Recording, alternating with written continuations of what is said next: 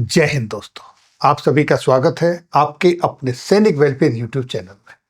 दोस्तों, सेना मुख्यालय की एक महत्वपूर्ण एडवाइजरी जारी हुई है पूर्व सैनिकों के लिए और वो इसी महीने जारी हुई है अप्रैल में।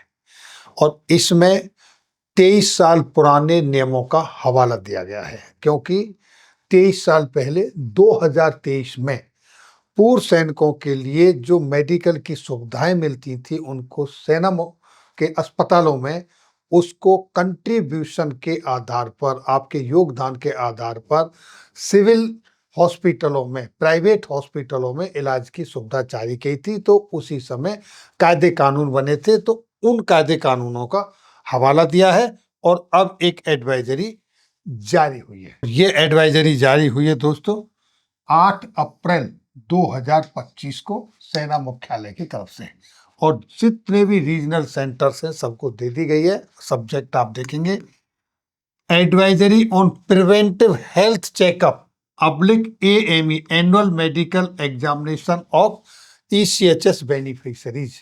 साल में एक बार मेडिकल एग्जामिनेशन के संदर्भ में, और इसमें रेफर किया है पैरा 9 का H, जो कि 19 दिसंबर 2023 को लेटर जारी किया गया था जिसमें कायदे कानून बताए गए थे।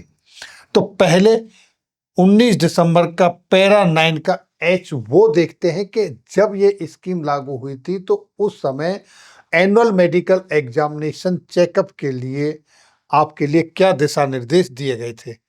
तो देखिए दोस्तों, ये है वो लेटर जो कि 19 दिसंबर 2023 का है, MOD की तरफ से जारी हुआ था। और प्रोसीजर सब्जेक्ट आपके सामने वही है, ECHS के अंदर मेडिकल एग्जामिनेशन में पे जो एक्सपेंस होता है उसका रिएम्बर्समेंट होता है उसके संदर्भ में। और इसका देखेंगे हम पैरा 9 का H। ये देखिए, ये है उसी लेटर का पैरा 9 और इसका H में चलते हैं। H के अंदर क्या दिया गया है, medical examination, health checkup, screening test, जितने भी ECHS बेनिफिशरीज हैं वो करा सकते हैं साल में एक बार। और कहाँ करा सकते हैं, पॉली क्लिनिक पर। The medical examination health checkup will be limited to facilities available at polyclinic. ECHS polyclinic पर जो फैसिलिटी अवेलेबल हैं उन्हीं से आपका मेडिकल एग्जामिनेशन होगा। रेफरल वहाँ फैसिलिटी नहीं है तो आपको रेफरल इम्पैनल्ड हॉस्पिटल में medical examination, health checkup, skin test के लिए परमिशन नहीं है। यहाँ पर परमिशन नहीं दी गई। अगर पॉलीक्लिनिक के अंदर एक्सरे नहीं है, लेबोरेटरी की सुविधा नहीं है, कोई बात नहीं, लेकिन जो मेडिकल एग्जामिनेशन आपका होगा वो वहीं पर होगा। जो अवेलेबिलिटी है, जो इक्विपमेंट, जो टेस्ट, जो फैसिलिटी अवेलेबल है वहीं पर होगा। आगे क्या गया, such medical examination would be permitted only, यानी इस तरीके का स्क्रीनिंग, मेडिकल एग्जामिनेशन एनुअल जो करवाने वो परमिशन उसकी मिलेगी। केवल कब मिलेगी, जब 227 after all 227 polyclinics have been established and made fully functional. यानी स्टार्टिंग में 227 पॉलीक्लिनिक इस्टेब्लिश करने का प्रपोजल था। जब वो सारे इस्टेब्लिश हो जाएंगे और उसके बाद आपका मेडिकल एग्जामिनेशन, इसके लिए आपको रेफरल की सुविधा मिल जाएगी, उसके बाद आपको चालू हो जाएगा, तब तक नहीं है। ये यहाँ पर H में कहा गया। अब दोस्तों, हमारे पास जो टोटल पॉलीक्लिनिक्स अवेलेबल है एज ऑन टुडे वो हैं 427। देखिए 427 ECHS polyclinic across the country हमारे पास अवेलेबल हैं, आज इस्टेब्लिश्ड हैं। और ये इंफॉर्मेशन है 30 जुलाई 2024 का, ये मिनिस्ट्री ऑफ डिफेंस की एक प्रेस रिलीज है, उससे ये इंफॉर्मेशन दी गई है। तो अब हमारे पास 227 नहीं बल्कि 427 पॉलीक्लिनिक अवेलेबल हैं। अब चलते हम उस लेटर पे जो एडवाइजरी अभी जारी हुई है। ये आपके सामने, जैसा मैंने बताया, 8 अप्रैल की एडवाइजरी है और इस एडवाइजरी में क्या कहा गया देखिए, रेफरेंस बता दिया, किसका दिया गया था, उसकी सारी कंडीशन आपको बता दी। As per letter under reference annual medical examination, साल में एक बार आप अपना मेडिकल एग्जामिनेशन करवाना चाहते हैं। If any form of beneficiaries can only be done at polyclinic within available resources.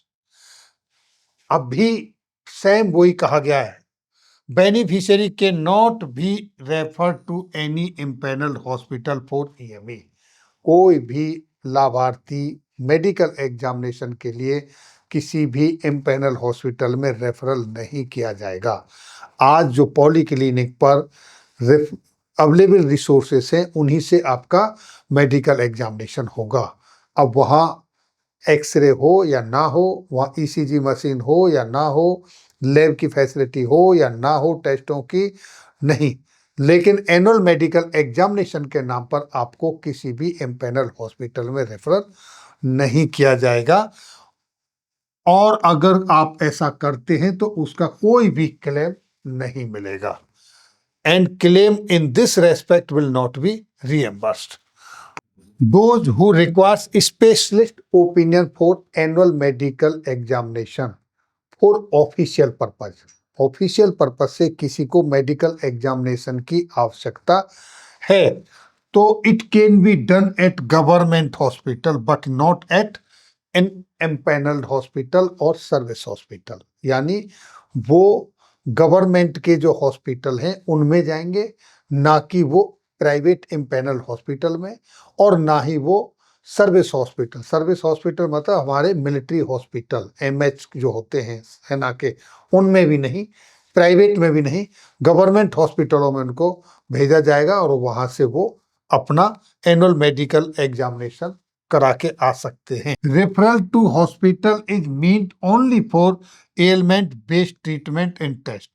जो इम्पैनल्ड हॉस्पिटल में वहां पर रेफरल सिर्फ और सिर्फ बीमारी के इलाज के लिए, और या उसी बीमारी के इलाज में कोई टेस्ट करना है तो उसके लिए ही रेफरल होगा। तो एनुअल मेडिकल एग्जामिनेशन आप अपना चेकअप कराना चाहते हैं तो उसके लिए आपको इम्पैनल्ड हॉस्पिटल में नहीं भेजा जाएगा।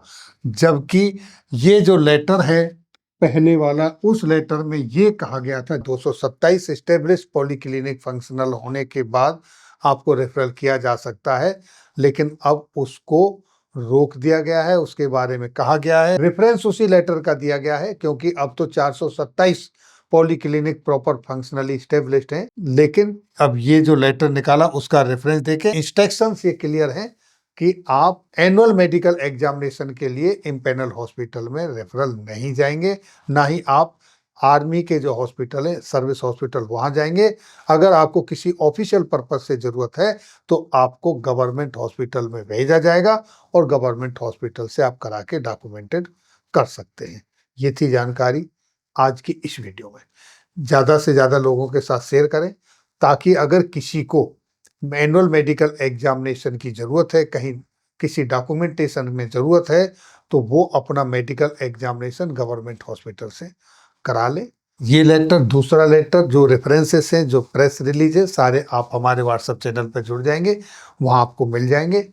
और भी कोई पुराने लेटर्स वगैरह आप देखना चाहते हो तो वहाँ आपको सभी मिल जाएंगे। फिर मिलेंगे आपके वेलफेयर से जुड़ी हुई किसी अन्य जानकारी के साथ अगली वीडियो में। तब तक के लिए जय हिंद, जय भारत।